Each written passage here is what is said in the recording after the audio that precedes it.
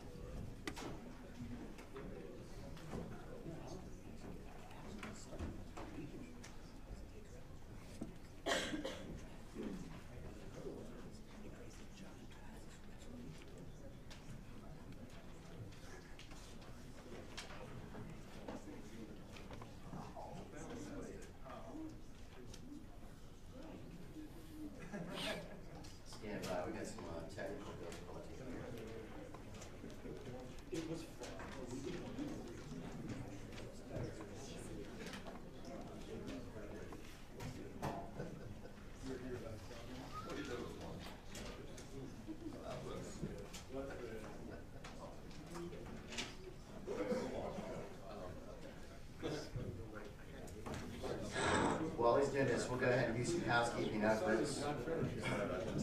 We've got a quick subcommittee report from Chairman Barrett, Senate Bill 1339. Thank you, Mr. Chairman. I've drawn the committee's attention to Senate Bill 1339, patroned by Senator Surigo.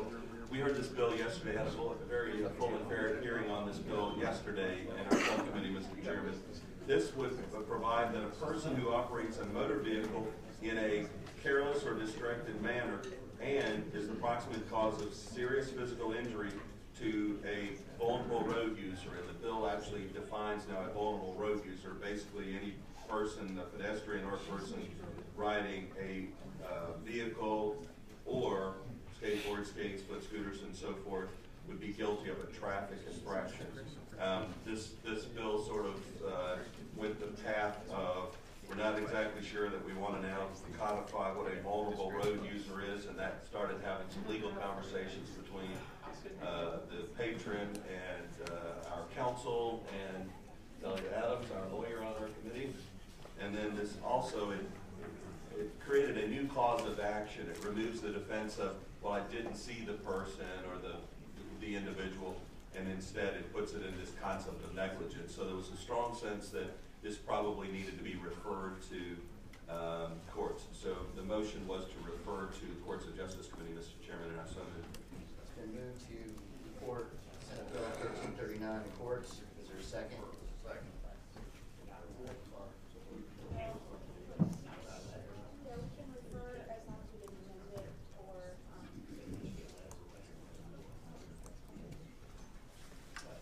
The motion is to report and refer. Is there a second? All right. All in favor say aye. Aye. All right. Senate Bill 1339 is reported and referred to courts.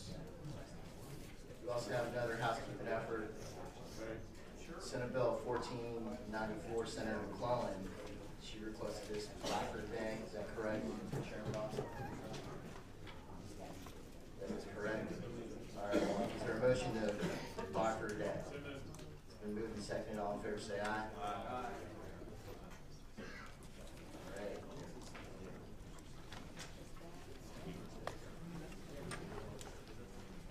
We've got Senator Newman's bill with regards to airport. Secretary, come on up.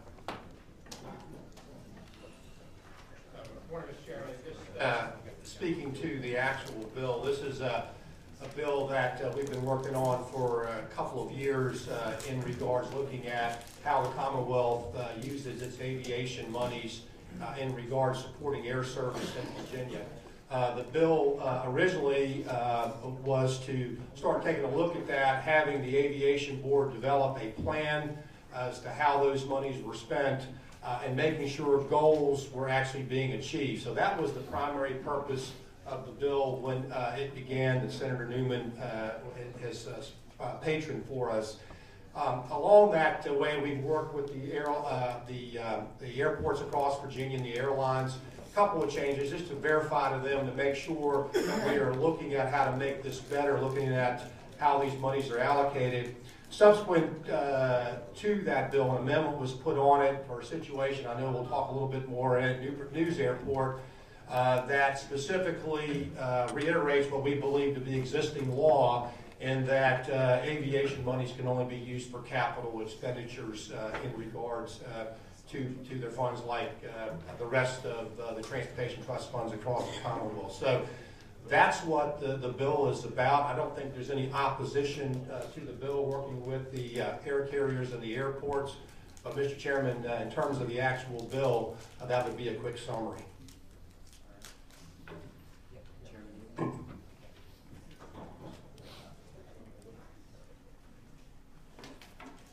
Chairman, given the way I feel, I think he did a better job than I could. Mr. Chairman, that does represent the bill, as the Secretary may have indicated. After we did House Bill 2, started looking around, and we had, of course, the money that was going to go to Dulles, and that spawned us in a conversation on trying to determine what was happening with the $24 million. It wasn't trying to micromanage the local airports, but to ensure that it was going for capital. I'm very pleased that after the amendments in the Senate, that I think that all the airports now support the legislation as well. So that's true. Appreciate your work on it. Chairman Deeb.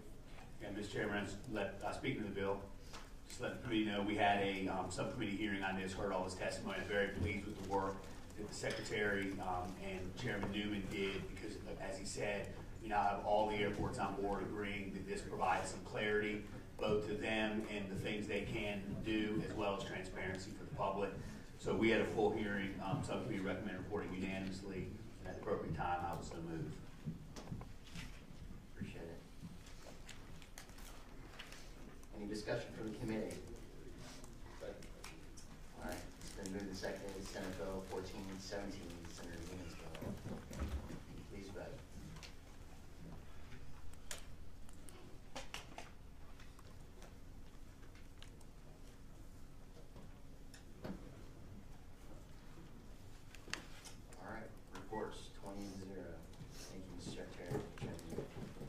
Chairman Newman, we might as well get you out of the way.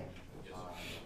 You and I have been working on the TNC legislation for quite some time. I want to give everyone a glimpse of what the substitute is before we do that on it. Yes, sir. Good morning again, Mr. Chairman.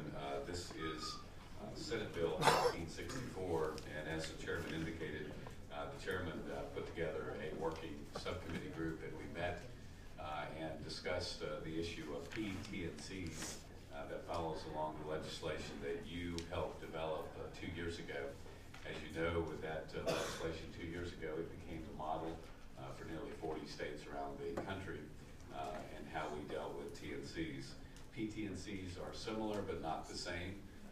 As the Chairman knows, he's been working closely with your membership and with me to come up with a version that has what I think is generally broad support. I will tell you that I believe that our friends in the trial lawyer community might still want more, and I understand that.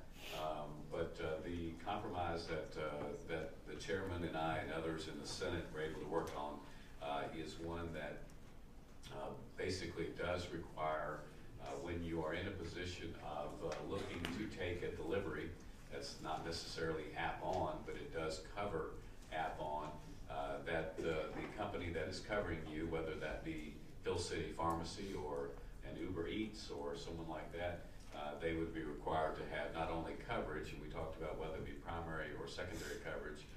We determined that it would be primary coverage at $25,000, and they would agree to do that. If you're concerned, I suspect, about some of the larger carriers, one in particular that you know well has a $1 million policy, and we've urged them, of course, to continue that on. But we also needed to strike a balance on all of the percentages to determine that we could find a way to make sure that everyone from the largest corporations to the person that's delivering firewood would ultimately pick up that commercial insurance. And Mr. Chairman, you know that in your bill, that was a chief objective that the DMV had come to you and me and asked us to put forward a bill that would finally get a lot of compliance where there really was just not compliance in Virginia today. So we came to that decision so that we primary insurance in what we all know as Section 1. When it came to Section 2, we had determined to raise the limits there to a 100-350 policy that would be covering individuals who have determined that they're going to involve themselves in commercial activity by determining to go and pick up something or until there was actually a full delivery of the product. With those changes, I think that I can speak for most of the insurance industries who've indicated that they are supportive of the legislation today. I think that most of the T&C companies are supportive of today, and I think I would be less than forthcoming if I didn't say that the trial lawyers would like to see those limits change. Mr. Chairman, as you know from the work that you've done, I think that this is a very tenuous agreement, and hopefully one that will stick together, but your committee certainly has all the considerations you have. But that's the differences between your bill, Mr. Chairman, and my bill. That's the difference. You know all the other good things that the bill did, which the DMV had invested in, and this bill retains all of those matters. Thank you, Mr. Chairman. Anyone, for all those who are in favor of this substitute, please rise. Anyone against? Please rise. Oh, all right. There you go. We've got peace in the valley now. The gentleman's from the Trial Lawyers Association. Chairman Habib. Okay, just briefly speaking of the bill, I appreciate the work to resolve some of the issues, and I think the app-on, the new quote app-on language, I think is really helpful language. And I'm going to support the bill as it is, but I didn't want to take this just an opportunity to say something about the insurance coverage issue, because a lot of people don't deal with these issues, and just want people to understand why this is so important. When a PT&C driver is operating their vehicle, they are almost certainly operating in a non-employment status, which means nobody up the chain of employment is responsible for anything that they do. And so any harm that may be caused by that person, they're going to be solely responsible in their insurance coverage. And the reason these limits are so important is because if harm is caused, someone's going to pay for it. The question becomes who. And so if someone creates harm, either society pays for it through uncompensated care or through Medicaid or through Medicare or through Social Security disability, we all pick it up, or the tortfeasor picks it up through the cost of their insurance. And so I appreciate that the limits are moving in the right direction. Oftentimes this debate has gotten boiled down to a quote trial lawyer's question. And really what the issue is simply who should bear the risk, who should bear the burden for the harm that is created. And so that's why it's so important that there are not only some limits, but appropriate limits. Because at the end of the day, we are going to pay. And so the goal is always to strike the right balance between protecting society without causing insurance premiums to be so high that they become barriers to entry. I don't know if this bill is the perfect balance or not, but it appears to be the balance we can get. So I appreciate the work that both the chairmen have done.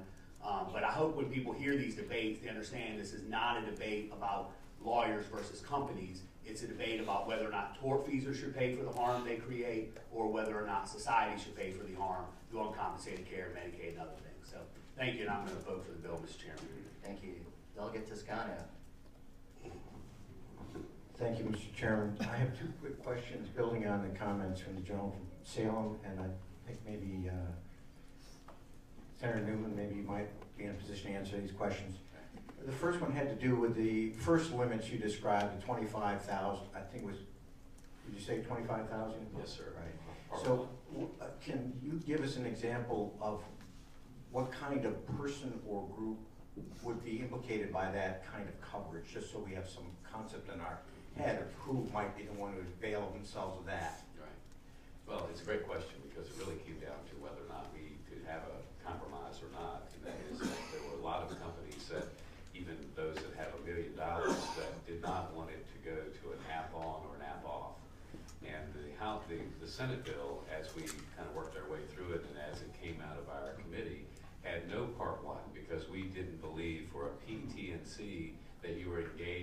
commerce at that point, right? Because PT&Cs are different than TNCs.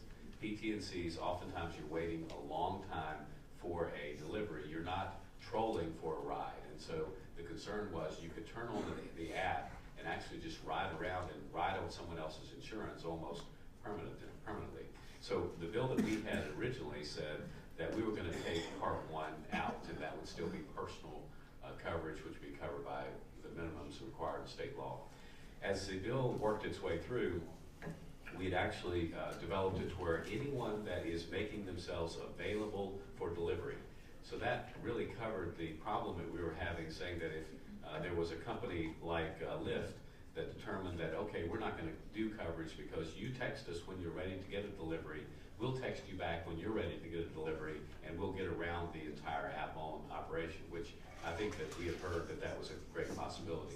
This bill captures that as well. So if you are available for delivery, you've indicated you're available delivery through any means, by fax, by agreement with Hill City Pharmacy saying that I'm going to be available between 10 and 2 every day, or if you determine that you're going to do that by turning the app on, you're covered during that time. Does that help? 25. 25,000. That's right. Follow-up question, Certainly. The other question has to do with the concern that some folks had, and maybe this is resolved by the compromise, about the ability of people to get coverage. I mean, you can have the greatest limits in the world, but if they can't afford to get the coverage, they don't buy the coverage, and then as a delegate from Salem said, other people pay. So can you enlighten us about whether there are issues to barriers to people getting coverage? I think Chris would be better to answer. I mean, I can give you my opinion, but I think Chris would probably be better. Mr. Chairman, members of the committee, Chris Legault for Nationwide and PCI. Your question about the lower limits of coverage, that's going to certainly make it much more affordable for the little guy. The person who's out there in business, he's on Craigslist, he's just trying to make ends meet and making a few deliveries. Well, at least this puts him into an insured marketplace, we hope. Okay, I think that's the hope of this legislation. By keeping those limits low enough, he can afford to do that. So that's it's an available coverage today, even at the 25, 50 level in period 1, and then it jumps to 103. Thank you. You're welcome. Chairman Yuga. Thank you. I just thank all of you for your work on this, and thank Delegate Austin for his work. I know he pushed on the question with the app on and also the limits. But I think this is the kind of debates we're going to continue to have in this new economy. It's intriguing. I mean, we've been here a number of years, and we've had, sometimes it's the same debates over and over. Last couple of years we've done Uber, we're doing this. You know, this new economy, I think you did the question with the drone deliveries. And I think soon we'll be doing driverless cars. But I think this committee is going to start to entertain some really interesting new issues because of the new economy. So I appreciate all y'all's work on this. It'll be an interesting debate as we move forward. But with that, I look forward to supporting the bill. Mr. Chairman. Chairman Austin. Mr. Chairman, I'm fine with the compromise that's been struck on the limits. I think we did some good work. We reached a happy medium. We can move forward from there. Move forward. All right. It's been moved and seconded. Senate Bill 1364, Senator Newman's bill. Please vote.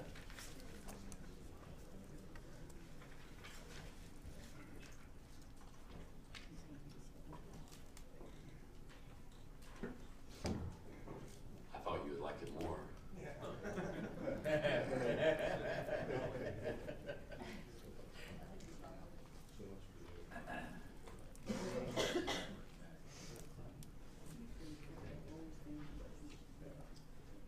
So just some background on it. My bill, that's similar to Senator Newman's bill, will be before Senate committee tomorrow. We'll need to conform the language, Yes, sir. and we'll have peace in the valley. Right? And if you don't mind, while we wait, I want to really thank you and Terry and the entire subcommittee, because what you guys did is you guys changed the bar a bit when you passed your bill, and that really helped us continue the negotiation. So the House was very helpful, and I'm grateful for the chairman and to Terry for the work that you guys did to help us get here. We feel the same way, brother. It's better. All right, 20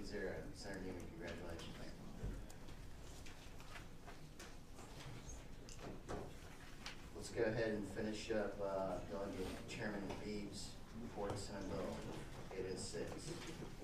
Yes, sir, Mr. Chairman. Senate Bill 806 from Senator Stanley, who I think, yeah, he's right there, so we can, I'm sure, offer answers to any questions.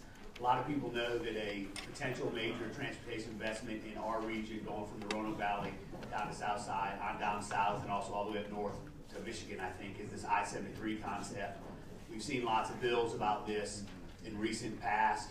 The House Transportation Subcommittee has seen this bill in the past, and what this bill does is takes the money that's currently allocated to Route 58 and said there's a special fund dedicated to Route 58 and says once that project is completed and all the debt service is paid, so we're talking decades in the future and it's not competing with 58, rather than have that money returned to the general fund, it would be dedicated to I-73 in the same way we did to Route 58, understanding the significant regional importance of this project. I think Senator Stanley would tell you that the idea of looking decades out at this pot of money is as much about marketing and branding as it is about actually spending that money in the future. The feds are looking at what projects to fund. Other states are looking at whether or not they should be developing their portions of this project. Senator Stanley views this bill as an important vehicle to send a message to those states and the federal government that we view 73 as an important project. Again, this doesn't bind the General Assembly to anything for decades to come because the enactment language prevents this from being implemented until after the debt service is paid, which is 2037 or 2047 or something like that. The subcommittee did have a long hearing on this. We ultimately asked that the bill be sent to full without recommendation.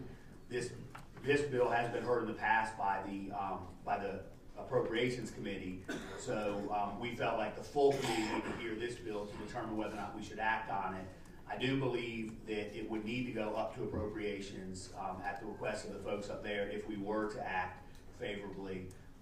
While we didn't make a motion on this bill, it would be my hope that we would advance this bill either out of here or upstairs. I think upstairs being the appropriate direction for it. And I'm happy to answer questions, but Senator Stanley do a better job than I can. Good morning, Senator. Good morning, Chair. Mr. Chairman, members of this committee, Senate Bill 806 is an important psychological advance for Southside and Southwest Virginia. Mr. Chairman and members of this committee, I can only remind you, 20, 30 years ago, my area of Southside and Southwest was the economic driver, a leader in the economies of Virginia. We led with textile, tobacco, manufacturing, coal to the Southwest. Over those past 20 years with NAFTA and CAFTA, we have seen our jobs go away. At one time, Mr. Chairman, we had the highest per capita income for a family of 4 in all of Virginia. When I moved into Northern Virginia in 1978, when my dad was stationed at the Pentagon, and my family lived in Southside Virginia, you could quit your job at 7:30, have another one at 8:15. You worked if you wanted to work, and you had a good paying job, and you raised your family, and your family stayed there. When I lived in Northern Virginia in 1978, the number one industry there was dairy. There was a bunch of farms out there, and would make pretty good milk. Over that time, Mr. Chairman, since the 70s to now, we have seen a high raise in our unemployment when NAFTA and CAFTA took our jobs away. We now have one of the lowest per capita incomes, where the state average per capita income for a family of 4 in the Commonwealth of Virginia is $63,000. The average in my district alone, which encompasses almost all of Southside and Southwest in that area, is $26,800 for a family of 4. 1 out of every 3 children in my area live at or below the poverty level. We have high unemployment rates, high dropout rates. We have an opioid crisis. And once an area that was so proud because it was the industrial part of Virginia. So now what Interstate 73 does is it proposes building a highway that would connect us to the 3 deep water ports in North Carolina, South Carolina, and in Georgia. It would be an international connectivity to the global marketplace for my area. It would create, once constructed, the construction phase would create over 12,000 construction jobs. Once the road, which is only 90 miles, which goes from the Carolina line in Martinsville, Henry County, through Roanoke, Franklin County, Roanoke, Giles County, Blacksburg, and on to West Virginia, would create 53,000 permanent jobs. 53,000 permanent jobs in that region. If you want a jobs program, that's a jobs program. It would pay for itself in the revenue that it would generate from those jobs and the industries that would come in. It would pay Virginia back in 10 years. It would generate $600 to $800 million in annual revenue to our localities, along the I-73 corridor. With that, we could then be an equal player. I know a lot of my friends in Northern Virginia say how much of their tax money doesn't come back to them, instead it goes into these areas. At this point, our area wants to be an equal player with the rest of Virginia and pay its share and participate fully. And we don't need a handout, but we just need a hand, and I think we can do the rest. But when you're talking about devastation economically over the past 30 years to a people in an area where right now in the past 3 years, we lost 2,000 residents who moved away from Martinsville in those 3 years. Instead of our children growing up and getting a good education and staying there, they've got to leave our area to go get another job. So instead of visiting them and their children across the street, we're visiting them across the state or even across the country. This is a psychological shot in the arm that we need. We need that kind of policy statement, which is not binding at this point in time, which will also get our localities, as they are now coming together, to regionally plan and pay for Interstate 73. I can tell you, Mr. Chairman, and especially with your knowledge and experience in transportation matters, Governor Justice from West Virginia has just committed to building what they call the King Cole Highway, which is Interstate 73. North Carolina has built most of Interstate 73, but is waiting on us, has stopped short of the Virginia line because we, up to this point, have shown no interest. South Carolina has started and made state grade from Myrtle Beach. It only has one more section in the northern part. They paid through what's called Trip 2 and Trip 3, which are funding programs. Certainly North Carolina is paid with a 31.5-cent gas tax. And then let me close by saying this, Mr. President. When we look at where we have seen the jobs go, it's where the construction money for new highways have gone.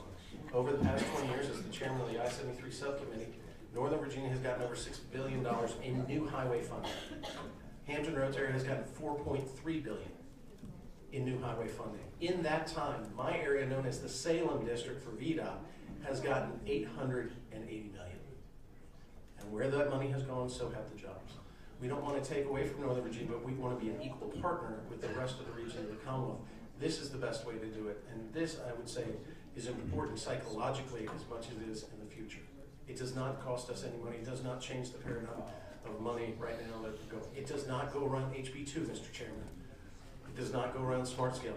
Appropriations ultimately go through the CTB in the same way they would somewhere else. But what this says to the federal government is that we are committed to a highway that the federal government has said is a crucial high priority corridor. And that other states then will want to build that highway and finish it in partnership. And we've gotten that bill that was signed, of course, creating the I-73 Corridor Compact. Those states are now introducing it. They see some movement, but I think this kind of commitment to our region by the state, to the federal government, and to these other states will put us to where we will take responsibility in the strategic planning, execution, and building of this highway. Thank you, Senator. We have some delegates to ask you some questions, Senator. Delegate Lundy. We'll come back to you. Chairman Hugo. I mean, the way I look at this, I mean, we always talk, we've got to try to help the rural areas and areas like yours that you talked about. I guess my question is, you said it doesn't go around HB2. And I don't see right now it changes any of the allocation formulas. In many ways, this is aspirational. Will this kind of encourage some of the localities to set up an authority so you start coming forward looking so you can get that the roadway from here, from your area all the way down to Myrtle Beach and try to be a thoroughfare there? Is that a fair assumption or am I off base? Mr. Chairman, I'd answer the gentleman by saying it's exactly a fair assumption. We've got, right now, the mentality down there is we need I-73, but it won't be built in our lifetime, and the state has shown no encouragement. This is that encouragement, but it's also the encouragement to the other states. I-70, you can get on I-73 in North Carolina after 220 ends, but they have not brought it up to the state line because so far we haven't shown a commitment. If we could even connect that road just to the southern border of the Commonwealth of Virginia through the efforts of North Carolina, it would bring an economic boom because it would connect my area to Greensboro, Raleigh, and those areas, and would also encourage our localities to take, to have some skin in the game. Ultimately, you all have in Northern Virginia and Hampton Roads transportation authorities where you're dictating funds that you generate through an uptick in the sales tax, and then dedicate that money. That shows to this Commonwealth, of course, who then supplements that money, a great dedication of the locality. I think ultimately that our locality, our area is going to have to be making those hard decisions. We're starting those discussions. But right now, everything stops with our local board of supervisors when they say, well, the state hasn't shown that they care. everything stops when we talk to North Carolina saying, well, we haven't seen any activity on your part. And so this really would get the engine started and moving. And I think ultimately would make sure that, that my region takes responsibility because it's so necessary. You know, it's interesting. I mean, you know, in our area, sometimes we only think of congestion mitigation, but really, you know, we've seen these things over the years. They really are economic drivers, and it seems like that this one would be an easy lift for an area that's had some problems, challenges economically, and I don't see why we couldn't do this. The city does not go around HB2. Sure. It doesn't change any of the funding allocations right now because that money's already going to 58, I believe. That's correct. And so this really provides those communities an opportunity to reach out. Like I said, if you could just get North Carolina to drive that up to the border, it's interesting to see what the infrastructure, what a 4-lane divided highway will do, or anything built to interstate standards, what it will do to a local economy. It really will help change that economy. So it seems like this might be an easy lift. We always talk about helping some of the rural areas in the states. This might be an easy way, a good way to do it. Thank you. Chairman, I concur with what Senator was talking about earlier. North Carolina is actually building up to Virginia. Yes. Sitting on a high-speed rail compact, we see what they're doing in rail, and we're reading about, you know, connectivity on roads. So I concur with And you. Mr. Chairman, sometimes we think, you know, I lived and grew up in Northern Virginia, so I watched the growth, the explosion there, and especially the lengthening of 66. What we're seeing with North Carolina's highway building is that we're losing a lot of prospects that could come to Southwest and Southside Virginia because they've got the roads and the infrastructure. Where I'm right now, our roads were wonderful, our rail was wonderful in the 1950s, but it hasn't changed much. So we will continue to lose jobs to that area and tax revenue as our people will cross the border to get those jobs unless we make the commitment the same way.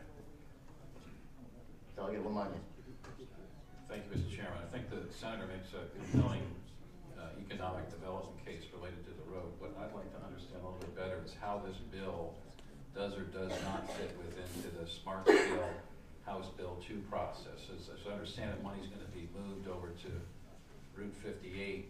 My question is Route 58 gone through the process? Has it been scored some way? And the reason I ask is in Northern Virginia, we were thinking about putting up several $100 million for I-66. We got a bid from a public partner that said you don't need to put up any of that money. We didn't reprogram it, something else. It got put back into the state bucket. It's got to compete again through the process. So I'm just wondering, how does this all work? Because it sounds like you're going around a little bit.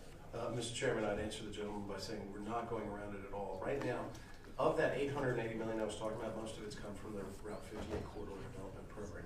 Route 58 is the longest highway in Virginia. It goes from the coal fields all the way to the coast. Right now, that project is utilizing really just the $40 million to widen that corridor to 4-lane. We have about 3 sections left. The worst being what's called Lover's Leap. If you've ever been in Patrick County, Route 58, it's got switchbacks going all the way up to Patrick Springs. That will be the most costly and it will take the most time. So it does not look like the 58 corridor will be completed anytime soon. There's also a bonding package, and this contemplates the payback of all those bonds. This does not go around the Smart Scale because ultimately all of the decisions to construct I-73 would require CTB approval, would require that assessment. Now, I can tell you for economic development, environmental and all that, I think we're going to score very well. In congestion, we don't have congestion like you have. And so that's there. But actual construction will ultimately require some federal dollars and some state dollars and some local monies. This does not circumvent Smart Scale at all. What this says is that this may be in the future used to pay back TIFIA, Tiger grants and TIFIA bonds, whatever kind of system might be in place at the time. Probably 20, 30 years ago, $40 million will get you what it gets you now. But this being in place just says when 58's done and paid for, and hopefully by that time, Delegate, I hope by that time we found another way to build Interstate 73 without using these funds.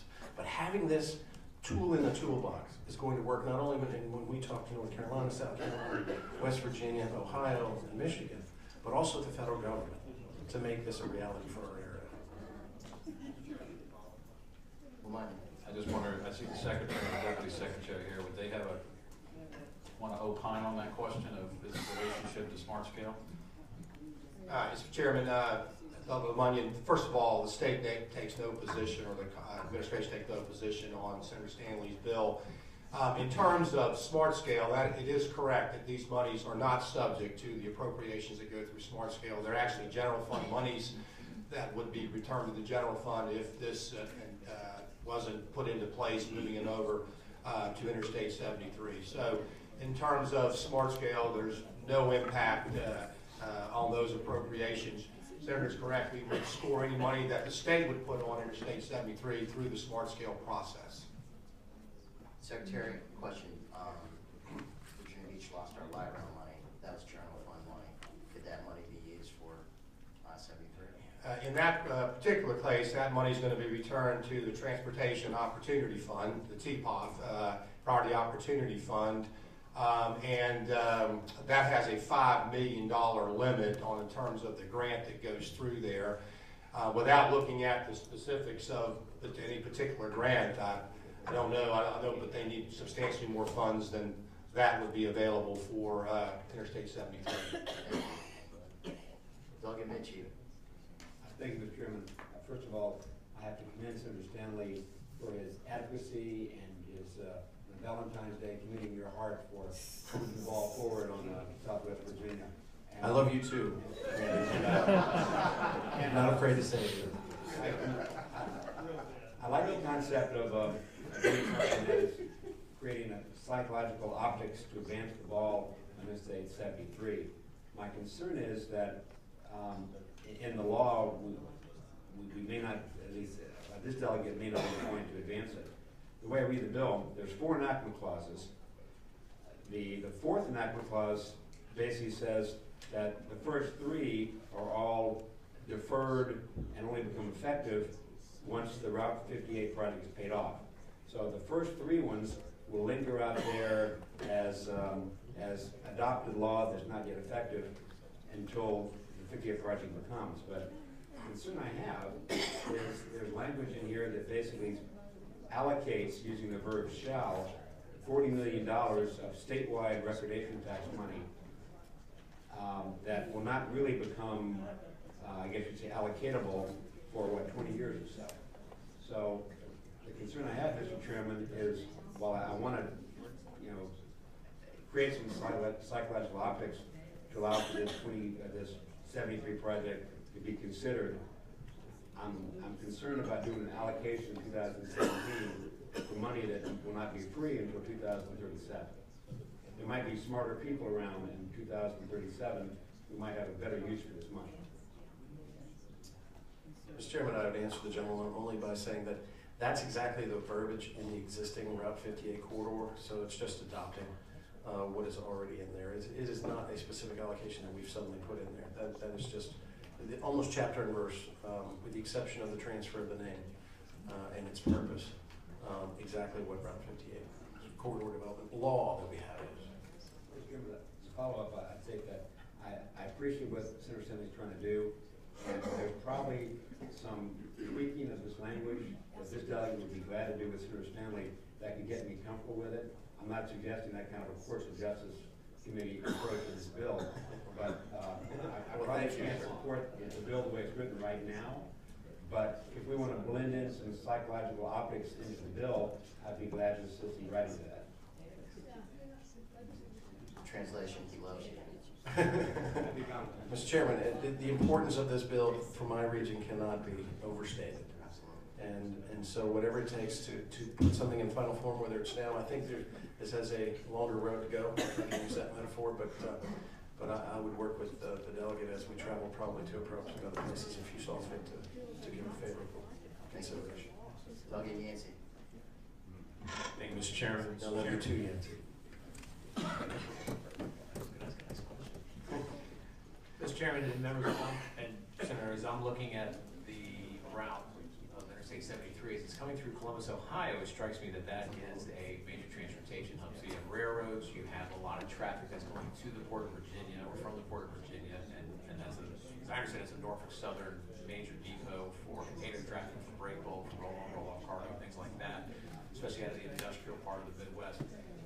Has anybody from the port contacted you insofar as looking at as the cultivation of the Route 73 corridor in the Roanoke Valley area as an opportunity, whether it's an inland port or another depot station or anything that would take advantage of that 58 corridor run to the Port of Virginia. The Port of Virginia has recently said that they really want to be more active in the economic development of the Commonwealth and to use their ability to help Virginia flex its muscle in cultivating new opportunities to come to Virginia. We hear a lot about opportunities. We need a lot of large spaces for land or for depot centers and for distribution centers. Has the port been in any conversations with you about this opportunity for this new interstate? Mr. Chairman, I'd answer the gentleman by saying the last conversations I had with the port were concerning uranium mining, because a lot of our water is used in your area from the Roanoke River Basin.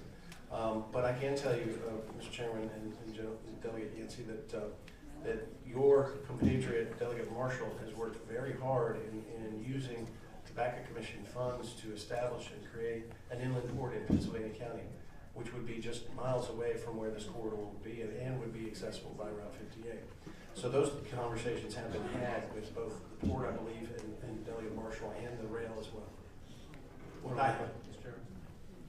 So looking in the western Pennsylvania area, and again along these areas that are in the peripheral hub of that Route 73, there's a new development opportunities in manufacturing referred to as ethane crackers, using these large plastic balls that can be melted down and to use anything, such as this, for example.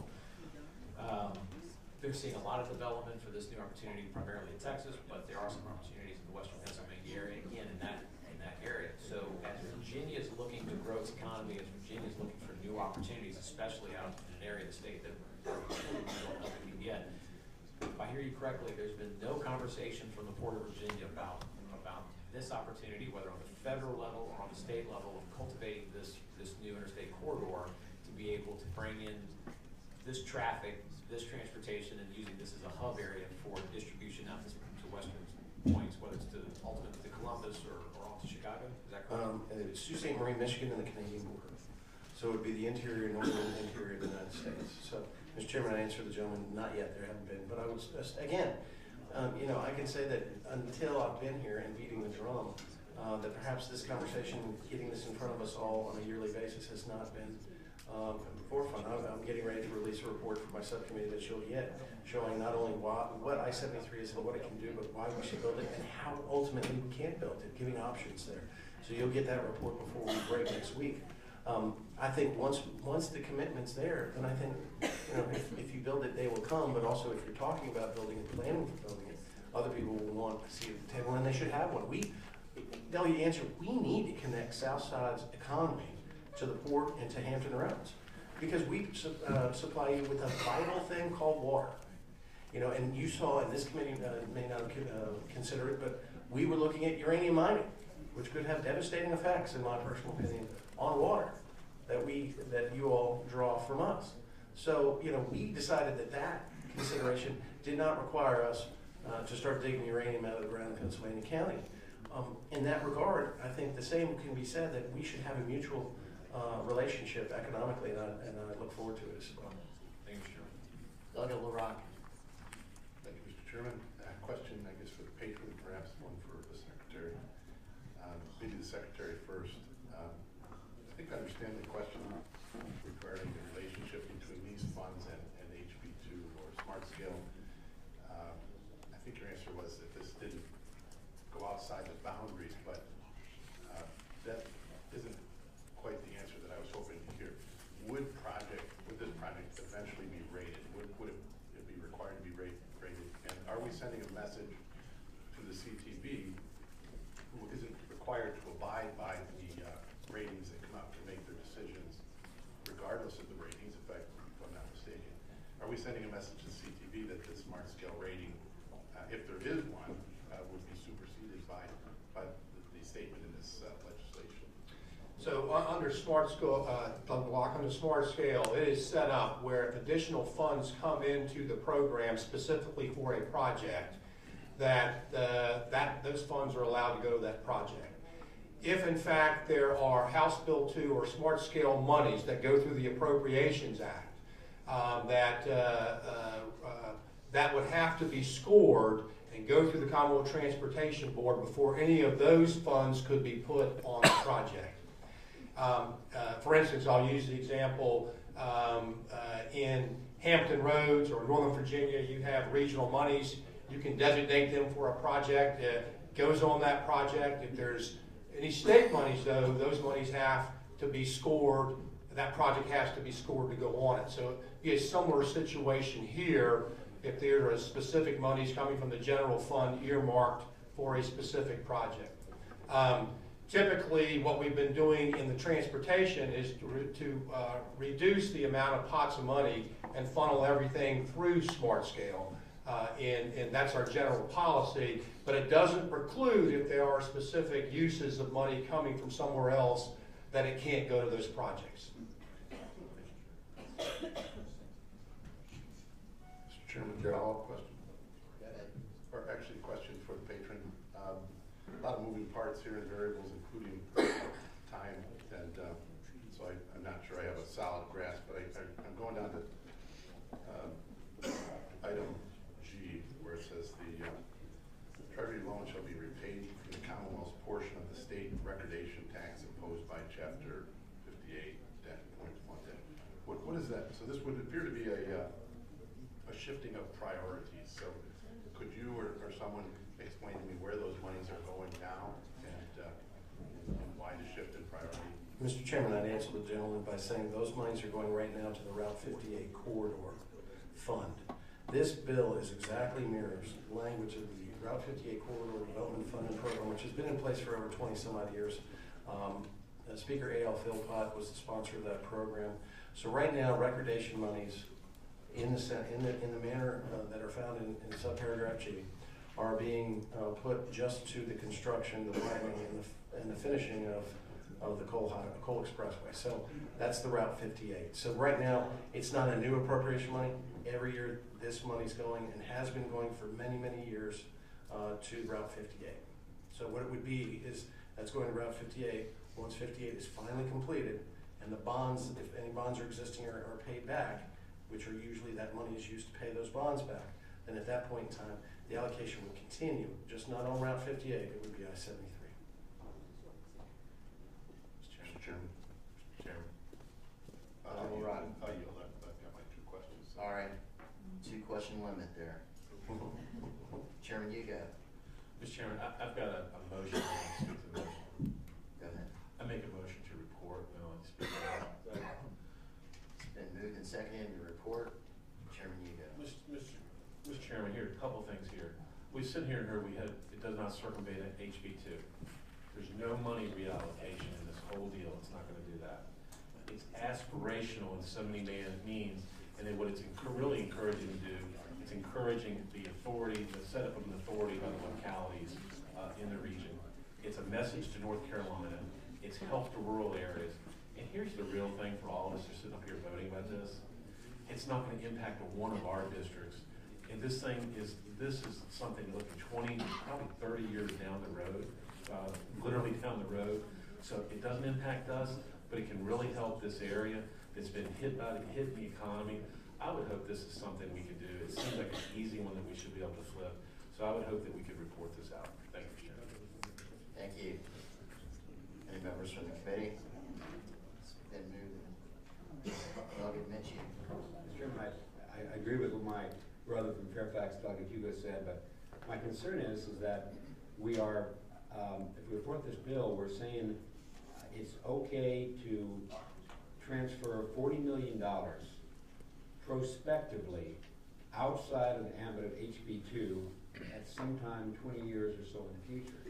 So if we go down that road, I could see us having this kind of presumptive legislation where we say, well, I want to fund this project, not now, but in the future, bypassing HB2. And since we've adopted HB2, this is the first time I can point to where we've been doing, simply for good psychology, a prospective funding that is, the verb shall means must, allocates money to a project that's not been scored. That's not.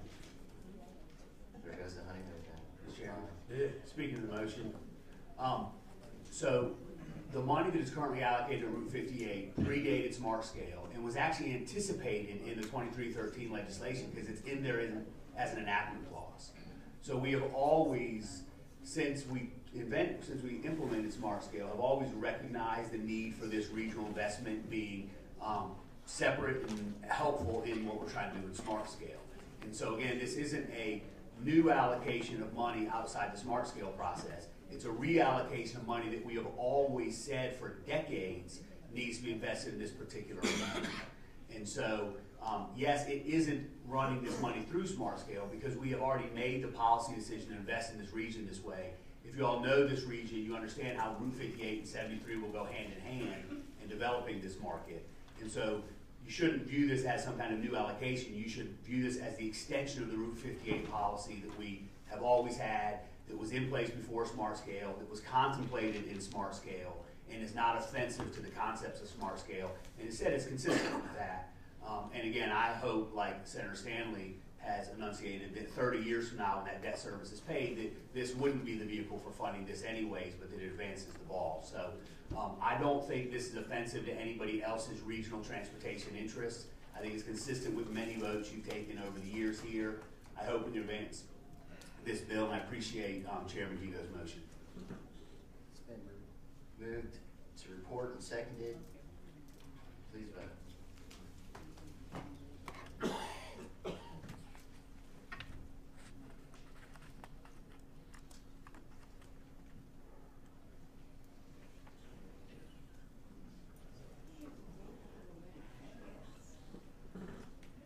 All right, the vote is closed.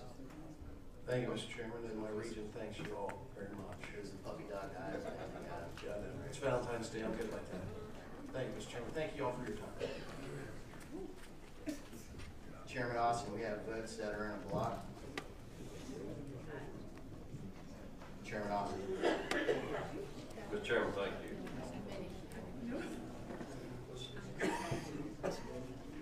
Senate Bill 1069. Yes, sir, Mr. Chairman.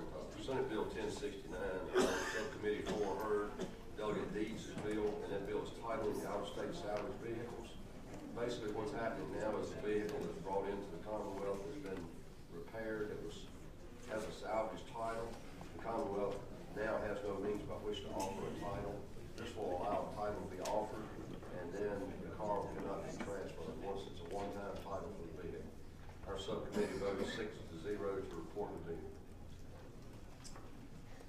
Been moved and seconded, Senate Bill 1069, Senator Deeds in the block. All in favor say aye. Aye. Senate Bill 1148, Senator Favola. Senate Bill 1148 was Senator Favola's bill. It authorizes to lease conveyed airspace. Provides the Commissioner of Highways has the authority to select any competitive procurement process for lease or conveyance of airspace, that he may reject any bid he believes is not to be in the best interest of the Commonwealth. Current law requires public advertisement for bids and requires the Commissioner to accept the highest bid from the responsible bidder. This just gives VDOT some authority to negotiate and take proper consideration for the airspace on the highways. The subcommittee would recommend a 6-0 vote in favor of reporting this bill. I also move the report. Been moved and seconded, Senate Bill 1148, Senator Favola in the block. All in favor say aye. Aye. Okay, Senate Bill 1497, Senator Carrico, manufactured home definition. Basically, this bill excludes a TARC model recreational vehicle from the definition of a manufactured home and defines a TARC model recreational vehicle as a vehicle that is designed to be placed on a permanent foundation. This is basically clarifying in the code what a park recreational vehicle is. The subcommittee recommended a 6-0 to report this bill. I would so move. It's been moved and seconded, Senate Bill 1497 in the block. All in favor say aye. Aye. The next bill is Senator Lewis's bill, Senate Bill 1532, motor vehicle license fee exemption of antique vehicles. This bill basically exempts a motor vehicle, trailer, or semi-trailer that's licensed as an antique vehicle from the imposition of the local licensing fee. There was some language in the bill, in the code, that did not specifically clarify. Some localities were interpreted one way, some another. This basically clarifies that language, and the subcommittee reported unanimously 6-0 to report this bill. And I would so move. Moved and seconded, Senate Bill